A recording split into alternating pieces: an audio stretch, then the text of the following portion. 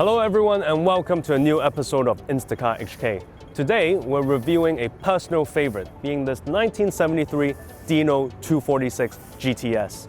Now for those of you who have watched our Blackbird episode, you'll know that the Dino was the genesis of the mid-engine Ferrari lineup.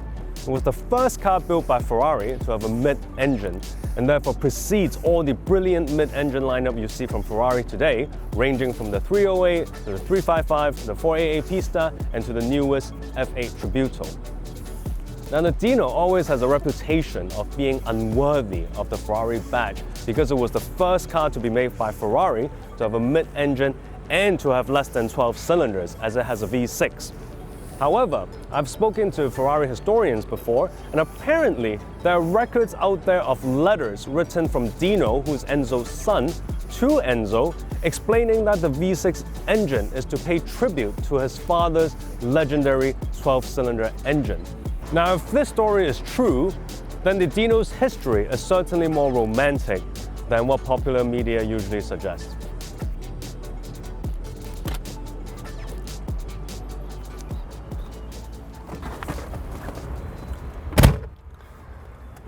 Now, as usual, we're extremely fortunate where the owner has been very generous and kind to trust us to review his car and handed me the keys to go for a test drive. I'm extremely excited because the Dino has always been one of my favorite Ferraris, and this, I think, is the oldest Ferrari I will have ever driven. So, very excited indeed. Now, as always with carbureted cars, the starting procedure varies, but obviously you need to have your put some gas on the pedal before you start. So with this, it's no exception. You turn the keys, you see a red light, that's the fuel pump, and then you put your leg all the way down the pedal and then turn the car. And once it fires up to life, you let go of the pedal, and that's it. And this car, as you can hear, is very healthy, starts immediately. So let's go.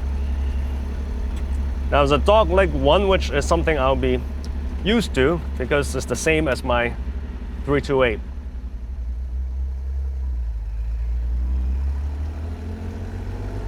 Now the clutch is surprisingly not too heavy. It's not light, it's not too heavy.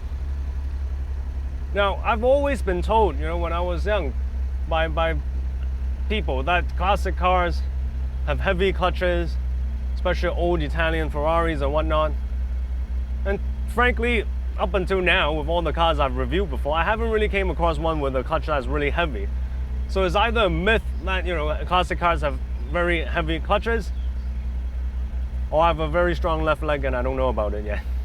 But anyway, when you're in this car, as with all cars, from this era, with less stringent safety regulations, the visibility is very good. You have very wide windscreens, very thin A-pillar, so you can see very well. Now the Dino is a small car, it's not a big wide car, but when you're in here, it doesn't feel too cramped. It actually feels quite a decent size. All the dials are very clear with your rev counter on left and your speedo on the right. You have these toggle switch-like switches, which are specific to classic Ferraris, obviously. It's very easy to use the clutch to set off. Now, as with all classic Ferraris, second gear has to be slotted in gently when it's cold. But otherwise, everything feels reasonably familiar as my 328. Even though the 328 is a lot younger, you can imagine it does still have some resemblance.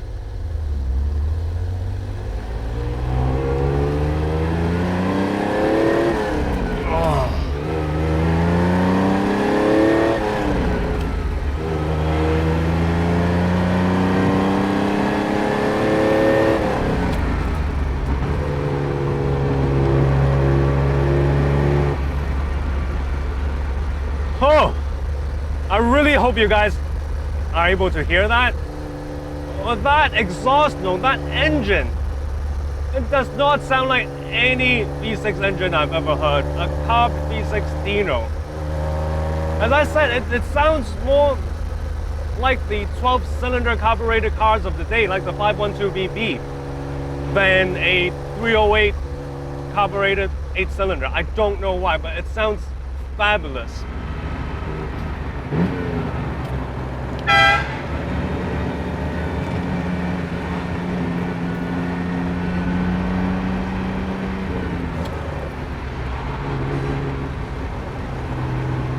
Now the car feels very solid.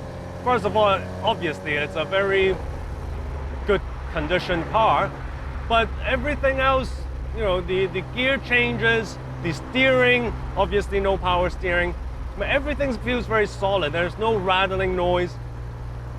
It's, you know, you won't be able to tell just by the feel that it's actually such an old car. So that's impressive.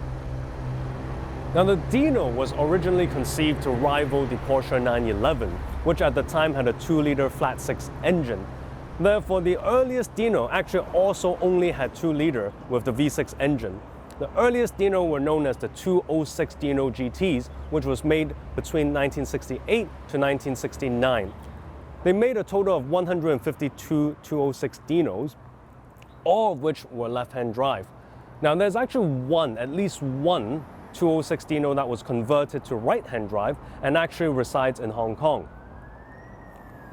Now the 206 Dino had 180 horsepower, which people complained were too underpowered. Therefore in 1969, Ferrari introduced the 246 Dino, which had 2.4 liters, and horsepower has been increased to 195, which from my experience in this car is quite enough. Another difference between the 206 and the 246 is that the 206 body is made by aluminium.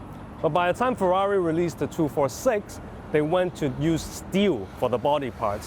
While that's cheaper, steel is unfortunately more prone to rust.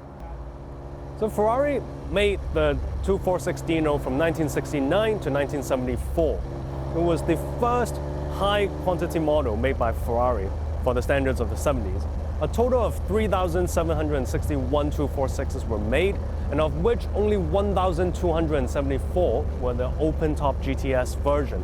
So unlike my 328, the open-top version is actually rarer than the hard-top.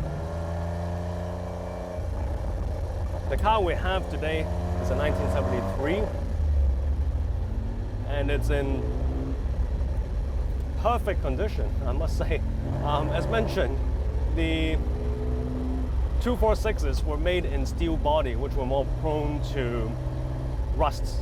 I'm quite sure that this particular Dino doesn't have much rust because it actually got the Classique certification produced by Ferrari headquarters themselves to confirm that this car is fully original. Everything on this car, every part is original Ferrari part, down to every bolt.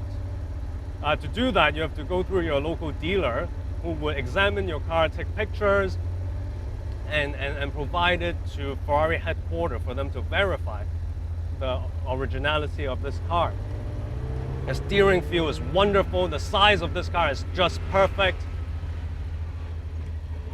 And the sound it makes.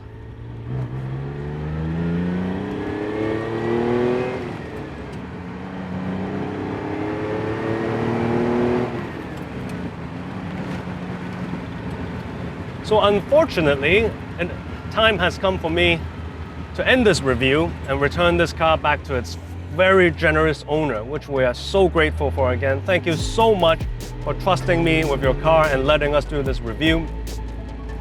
I hope you guys enjoyed this video. If you did, please give it a like and subscribe, and we'll have more classic car videos coming along soon. Thank you.